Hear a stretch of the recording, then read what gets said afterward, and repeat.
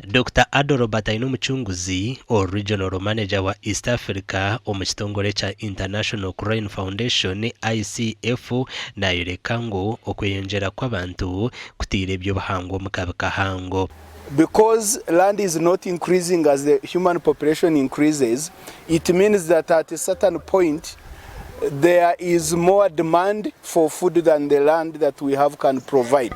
And this has forced people to encroach into fragile ecosystems like wetlands. Encourage emanyirwe nka Population Health and Environment PHE negenderera okureba ngo eby'amagara bakwatanisa n'eby'obuhangwa okumaraho kanya kw'abantu. Abebembire encourage ni International Crane Foundation bakwatanise na Margaret Pike Trust, Rugarama Hospital na London School of Hygiene and Tropical Medicine. Conserving the environment and making sure that our natural resources are well catered for.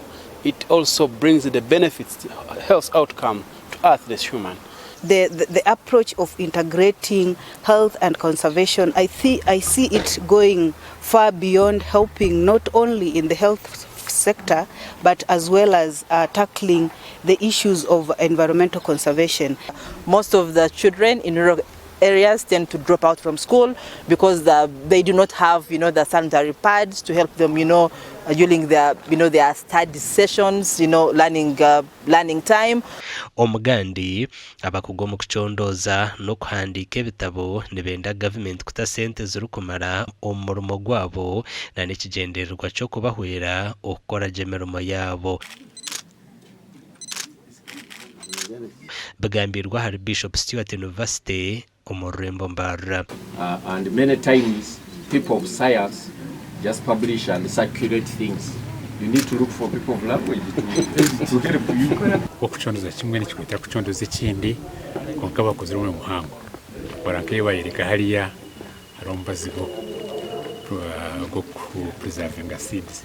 So kutumchwe ngo takamungwa ibimba bitakamungwa arombazi gwa tixi arembazi y'abantu yokorora. So nibagezaho given their capacity. But there's always room for more. The more you research, the more you discover more questions to answer.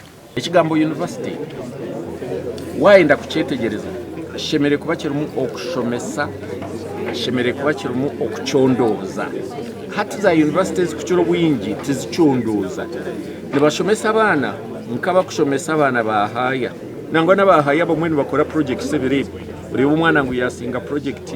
Government impekabine tamu mukono umumu kubana mureba yakwa research yitu kwantukora negasiri hanga njya mwareba ibyo mu lecture witu ebyana yereka imibazi irikwite ngoha imibazi irikwita emungwe omubihimba mwabireba byo ko yabyereka okutambe bironda kandi ogo no mushomesa nore kandi abyine okwatanisa n'amatendekero agatungukira omunsi yona nibimwaha bintu ebyakirwa kugambwaho kandi eki nibagira ngo nikiza kuhwera kihango na munonga ahabeja abakiryo mu matendekero. Aho kuba buri nsi erimo ibintu bingi ebikuba bijagame mwene wabona umuntu akakurebera twishi atkanochokomba atenengi rero research mwene no kuronda hihwariri rero yahiza kubona narihayo ubwinji kubasa kugenda ubwisha. Those who have the bias in quantitative methods, that's also it also has some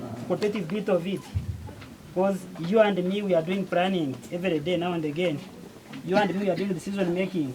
Bantu batugambira ngo batireho challenge ya innovations buri mwana kugera iki yatekateka hariho mu kutekateka ekintu ekiri kubasa kuzomu katari kandi kikakora impiha.